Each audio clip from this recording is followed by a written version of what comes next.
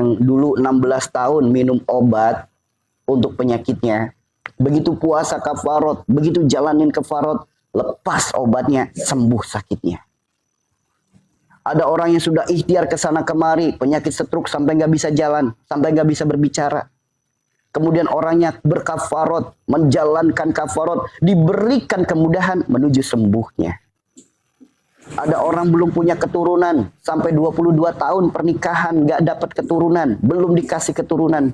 Begitu menjalankan kafarot, Allah berikan keturunan.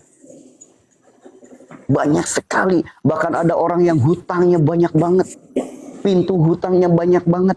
Kemudian menjalankan kafarot, karena Allah, karena kesadaran dirinya akan dosa, janji dan sumpah-sumpahnya, dibuka pintu-pintu rizki oleh Allah, diberikan kemudahan untuk melunasi hutang-hutangnya. Tuh teman-teman, dahsyatnya luar biasa. Namun hanya sedikit orang yang sadar akan janji dan sumpahnya, itu hanya sedikit. Sedikit orang yang sadar akan janji dan sumpahnya, itu sedikit. Sedikit sekali. Padahal para ulama sudah menyampaikan, ulama terdahulu menyampaikan, hancurnya manusia karena nafsunya, hancurnya manusia karena lisannya. Karena lisan kita ini, sadar nggak lisan yang mana yang menyebabkan kehancuran dalam hidup? Lisan yang mana yang menyebabkan penyakit yang nggak sembuh-sembuh? Lisan yang mana menyebabkan kesulitan dalam hidup, kesengsaraan dalam hidup? Pernah nggak kita merenungkannya? Lisan yang mana? Lisan dalam bentuk janji dan sumpah. Lihat, dicontohkan dalam kisah yang dulu diviralkan oleh wali-wali kita, salah satunya Sunan Kalijaga, mendakwahkan agama dengan cara kisah pewayangan. Lihat hancurnya kisah pewayangan. Semua kisah pewayangan hancurnya apa? Gara-gara lisan. Satu perempuan dinikahin 5 laki-laki. Gara-gara apa? Lisan. Terjadinya perang saudara Mahabharata. Gara-gara apa? Janji dan sumpah, perkara lisan. Hancurnya kisah pewayangan semua karena lisan. Ini gambaran adanya kesakitan, kesulitan, kesempitan, kesengsaraan hidup kita, penyebabnya adalah lisan kita. Anak sulit diatur, gara-gara apa? Gara-gara lisan. Dasar anak rewel, rewel beneran.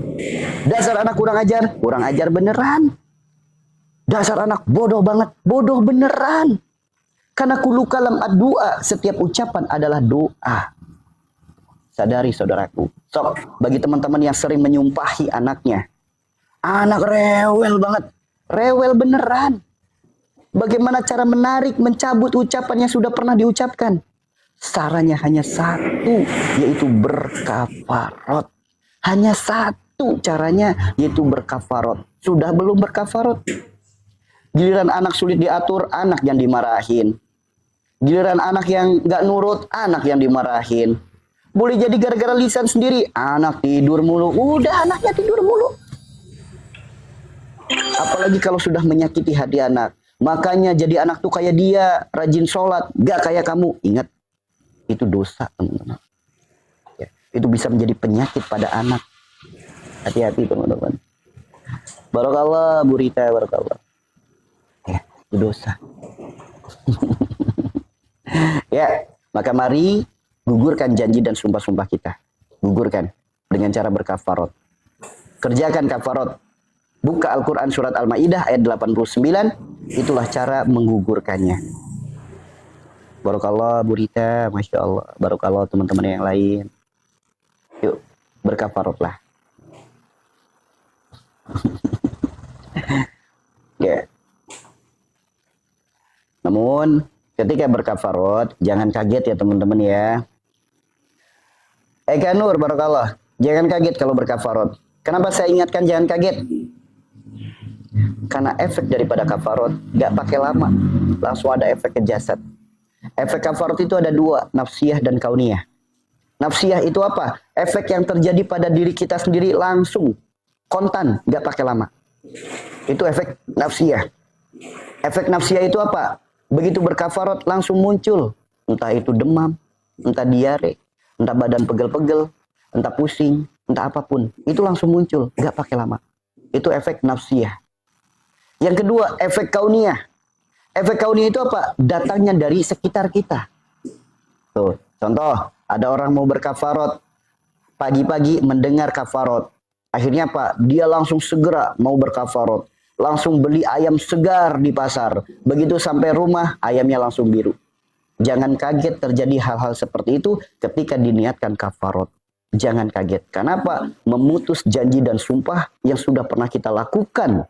Yang sudah tidak kehitung berapa jumlahnya. Bahkan memutus janji dan sumpah yang dilakukan oleh orang tua kita kepada kita, leluhur kita kepada kita. Dari situlah datangnya penyakit keturunan. Penyakit penyebabnya adalah dosa. Allah tegur dosa tersebut lewat penyakit supaya manusia segera bertobat. Sedangkan sampai meninggal dia belum bertobat, belum mengakui kesalahannya, maka penyakit itu akan diwariskan kepada anaknya. Anaknya belum digugurkan lagi, diwariskan lagi kepada cucunya. Dari situlah datangnya penyakit keturunan. Baik itu diabetes, hipertensi, penyakit epilepsi, penyakit gatal, penyakit macam-macam. Ya, dari situ datangnya penyakit keturunan. Berarti orang yang sudah meninggal bisa nggak dikafarotin? Bisa. Orang sudah meninggal dikafarotin. Untuk apa? Menggugurkan dosa janji dan sumpahnya semasa hidupnya. Selagi belum dikafarotin, apa yang terjadi oleh leluhur kita, orang tua kita, apa penyakitnya dulu, pasti akan terus mengalir kepada anak keturunannya. Pasti. Kenapa?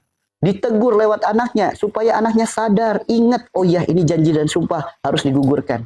Itu seperti itu ya. Ya, itu seperti itu. Jadi jangan kaget ketika berkafarot muncul hal-hal yang di luar logika. Orang bagi makanan, mungkin kita sering ngasih makanan ke tetangga. Namun ketika diniatin kafarot, nggak pakai lama, tiba-tiba muncul kepala pusing. Tiba-tiba muncul bibir jontor atau sakit gigi atau macam-macam. Jangan kaget. Jangan kaget. Saya menyampaikan ini bukan untuk menakut-nakuti. Untuk sadar, ini baru alam dunia. Belum alam akhirat. Dibersihkan di alam dunia lewat perantara sakit. Dibersihkan di akhirat di neraka. Jadi apa yang kita lakukan jadi dosa. Dosa adalah kotoran. Ibarat baju. Baju yang kita kenakan. Baju yang kita pakai. Kita melakukan aktivitas yang kotor. Baju ini layak gak dipakai untuk sholat? Gak layak. Bahkan harus dicuci dulu. Bajunya harus bersih. Apalagi diri kita sang pendosa. Layak nggak menghadap Rob yang Maha Suci? Jangankan menghadap Rob yang Maha Suci. Datang ke rumahnya saja mengotori rumahnya. Itulah kenapa batu Hajar Aswad yang dulunya putih terang benderang bagaikan susu. Sekarang hitam pekat. Kenapa? Dikotorin oleh orang-orang yang datang dengan dosa-dosanya. Itu teman-teman. Ya, ini gambaran. Baju yang kotor aja dipakai sholat gak boleh. Harus dicuci dulu. Apalagi diri kita sang pendosa. Pengen ketemu Rob yang Maha Cinta, Rob yang Maha Suci, maka harus dibersihkan dulu. Baju yang kotor dibersihkan, rangkaiannya panjang. Direndam dulu, dikasih deterjen. Panas gak deterjen? Panas. Dikucek dulu, disikat dulu. Ada noda yang membandel, sikatnya lebih kenceng. Gak hilang-hilang, dikasih cairan khusus. Dikucek lagi, diperes lagi, dibilas, masukin ke softener, diperes lagi, dianginkan, dipanasin, ujung-ujungnya disetrika. Baju kotor saja menuju bersih melalui rangkaian yang panjang. Apalagi diri kita sang pendosa yang berlumuran dengan dosa, yang melalui rangkaian pembersihan. Kita pun sama akan merasakan direndam dulu. Demam, kedinginan. Sama. Kita akan merasakan diperes. Diare, sama. Akan merasakan dikucek, pegel-pegel badannya, sama. Akan merasakan disikat, sama. Akan merasakan dianginin, masuk angin misal, sama. Dipanasin kayak setrika, sama. Ini baru gambaran alam dunia. Bagaimana di akhirat, bagaimana di neraka disebutkan, ditusuk dari pedang yang sangat panas. Mati, hidup lagi, tusuk lagi, mati, hidup lagi. Itu teman-teman. Ya, makanya jangan berpikir, itu mau urusan akhirat. Gak boleh gitu. Kita alam dunia itu mencari bekal untuk akhirat. Bukan perkara urusan akhirat, perkara nanti. Bukan. Persiapkan sejak sekarang. Ya. Seperti itu ya teman-teman ya. Kerjakan kafarot, lakukan kafarot. Dahsyatnya luar biasa. Dahsyatnya luar biasa. Bahkan udah gak kehitung berapa jumlah manusia yang sembuh. Ratusan bahkan ribuan, mungkin lebih dari ribuan, puluhan ribu orang yang sudah sembuh setelah istiqomah berkafarot. Karena apa? Kafarat itu membuka gerbang. Ketika gerbangnya nggak dibuka, emang bisa masuk? Nggak bisa. Kalau kafarat itu wajib, kenapa saya baru mendengar kafarat? Muncul nggak pertanyaan itu dalam diri teman-teman? Muncul nggak? Kalau kafarat itu wajib, kenapa saya baru mendengar kafarat? Muncul nggak teman-teman? Perasaan seperti itu, pertanyaan seperti itu. Muncul kan? Ya, yang namanya ulama, yang namanya ustadz, yang namanya pendakwah, itu sama sebagaimana dokter. Punya spesialisnya masing-masing. Contoh, ada orang sakit mata, konsultasi ke dokter kandungan. Kira-kira nyambung nggak teman-teman? Ada orang sakit mata, konsultasi ke dokter kandungan. Kira-kira nyambung nggak teman-teman? Nggak nyambung kan? Ada orang sakit jantung, konsultasi ke dokter tulang. Nyambung nggak? Nggak nyambung. Padahal namanya sama-sama dokter. Ya, padahal namanya sama-sama dokter. Namun apa? Punya spesialisnya masing-masing.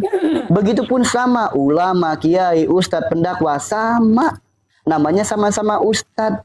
Namun punya spesialisnya masing-masing. Ada yang spesialis baca tulis Al-Quran. Ada yang spesialis zikir dan sholawat. Ada yang spesialis pengobatan. Ada yang spesialis ilmu sedekah. Sok, saya tanya. Bicara tentang pengobatan. Ditanya kepada ustadz atau ulama yang dakwahnya lewat baca tulis Al-Quran. Kira-kira nyambung nggak teman-teman? Kira-kira nyambung nggak? Bicara baca tulis Al-Quran, konsultasinya kepada ulama yang dakwahnya lewat zikir dan sholawat. Kira-kira nyambung nggak teman-teman? Nggak nyambung. Nggak nyambung. Ya, begitupun tentang pengobatan. Ya, tentang pengobatan. Dakwah kami, majelis zikir silaturahim umat cahaya ilahi. Dakwah kami lewat jalan pertolongan, lewat jalan pengobatan. Yang berpegang teguh pada Al-Quran dan Sunnah. Karena kita sama-sama meyakini agama kita adalah agama yang sempurna. Kitab kita adalah kitab yang sempurna. Satu saja pertanyaan. Ketika kami di bidang pengobatan, dihadapkan dengan penyakit keturunan. Andaikan di dalam medis sudah disebutkan penyakit keturunan penyebabnya adalah genetik.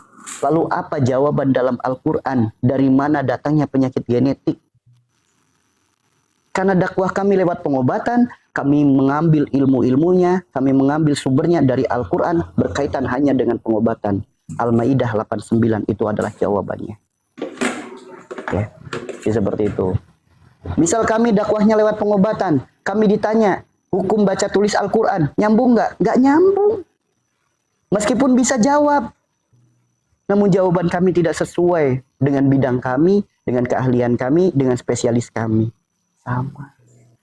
Ya, makanya mungkin teman-teman baru mendengar tentang ini karena yang dakwah lewat pengobatan, yang dakwah lewat pertolongan, yang dakwah dengan jalan seperti ini jarang ada. Makanya baru mendengar.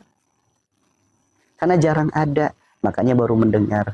Sekalinya ada ustadz yang berdakwah lewat pengobatan dengan cara yang lain, dengan cara strategi makan, dengan cara pola hidup, dengan cara herbal, atau mungkin dengan cara, maaf, pedagang agama. Siapa pedagang agama? Orang yang memperjualbelikan agama untuk kebutuhan perutnya. Di agama kita diajarkan pengobatan, ada ruqyah, pengobatan, ada bekam dan lain sebagainya. Namun dijadikan ladang bisnis. Ruqyah, minyak wangi 50.000, dikasih nama ruqyah, jadi jutaan. Itu pedagang agama. Garam 8.000 sekilo dikasih nama ruqyah jadi 100.000. Itu pedagang agama. Berarti dia bukan ulama. Ulama itu menghidupi agama, bukan cari hidup dari agama. Orang yang memperjualbelikan agama, berbisnis atas nama agama, dia pedagang agama. Tidak layak dikatakan ulama. Makanya banyak ustadz, banyak kiai muncul di sosial media, jual madu ruqyah, jual minyak ruqyah, jual garam ruqyah. Dia berarti bukan ulama. Dia berarti bukan ustadz. Dia berarti bukan orang alim, bukan orang yang paham ilmu agama.